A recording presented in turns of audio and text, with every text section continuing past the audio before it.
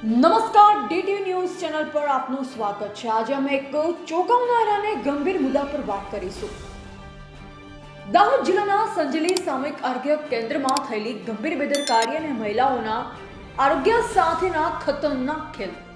આ કેન્દ્રમાં કુટુંબ નિયોજનના ઓપરેશન કેમ્પમાં જે કંઈ થયું છે તે ન માત્ર આરોગ્ય વ્યવસ્થાની નિષ્ફળતા છે, પરંતુ મહિલાઓના અધિકારો અને સુરક્ષાનું ખુલ્લું ઉલ્લંઘન પણ છે।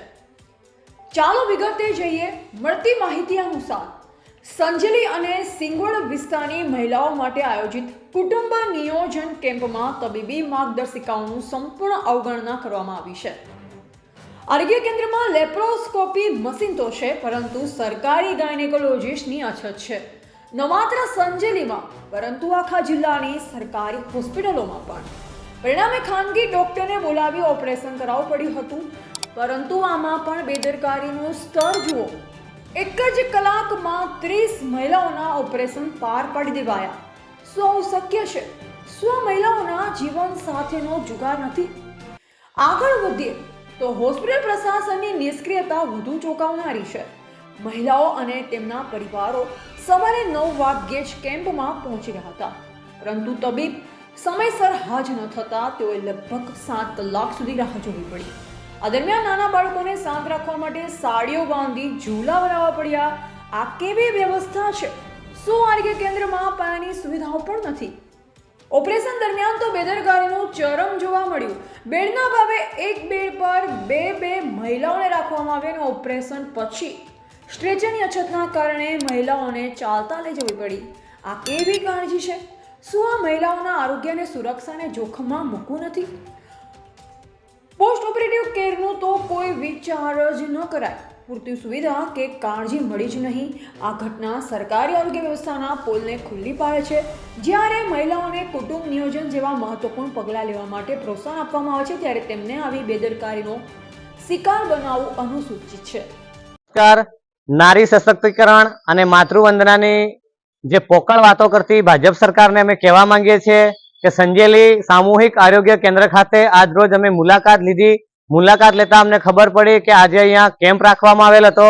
તો આ જે કુટુંબ નિયોજન અંતર્ગત કેમ્પ હતો, જ્યારે બહેનોને સવારના 9 વાગ્યાથી બોલાવી લેવામાં આવે છે। 11 વાગ્યા સુધી ડોક્ટર આવશે, પણ 4 વાગ્યા સુધી ડોક્ટર આવ્યા નથી અને બહેનો અને એમના પરિવારવાળા હેરાન પરેશાન થઈ રહ્યા છે। બીજી વાત આપણે કરીએ તો અહીંયા સંજેલી મુખ્ય મથક છે, છતાંય 56 જેટલા ગામડાઓને જોડે છે। આજુબાજુના ગામડાઓને પણ જોડે, સંતરામપુર છે, સિંગવડ છે, એવા ગામડાઓ તાલુકાઓને પણ જોડતું એક આ સંજેલી એક માત્ર છે। છતાંય અહીંયા ગાયનેક ડોક્ટરનો પણ અભાવ છે। સંતરામપુરથી સાહેબને હાયર કરવામાં આવેલ છે, તો ગાયનેક ડોક્ટરનો પણ અભાવ છે। અમે અંદર મુલાકાત લીધી તો પીવાના પાણીની પણ અછત છે। દર્દીઓ બહારથી પાણી લાવીને પીવે છે।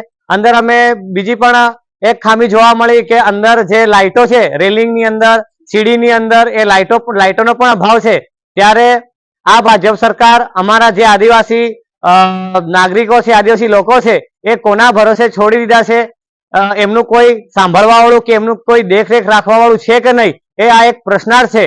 તો અમે આ ભાજપ સરકારને કહેવા માંગીએ છીએ કે તમે કુંભકર્ણની નિંદ્રામાંથી જાગો અને અંધેરી નગરી અને ગંડુ રાજા જેવી જે તમારી આ સિસ્ટમ છે, આ સડેલી સિસ્ટમને દૂર કરો અને જે અમારા લોકોને પ્રોપર જે સુવિધાઓ આપવામાં આવવી જોઈએ એ ખરેખર સુવિધાઓ આપવામાં આવે એવી અમારી માંગણી છે।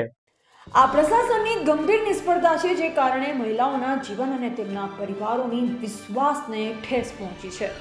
અમે ડીટીવી ન્યૂઝ તરફથી માંગ કરીએ છીએ કે આ ઘટનાની તાત્કાલિક તપાસ કરવામાં આવે, જવાબદાર અધિકારીઓ વિરુદ્ધ કડક કાર્યવાહી થવી જોઈએ અને આરોગ્ય કેન્દ્રમાં પાયાની સુવિધા અને તબીબોની ઉપલબ્ધતા સુનિશ્ચિત કરવામાં આવે। જો તમને આવી કોઈ ઘટનાની જાણકારી હોય તો અમને કમેન્ટમાં જરૂર જણાવો। અમારી ચેનલને સબસ્ક્રાઇબ કરો અને બેલ આઇકન દબાવો, જેથી તમને નવી અપડેટ્સ મળતી રહે। આભાર। ડીટીવી ન્યૂઝ સાથે રહો। જય હિન્દ।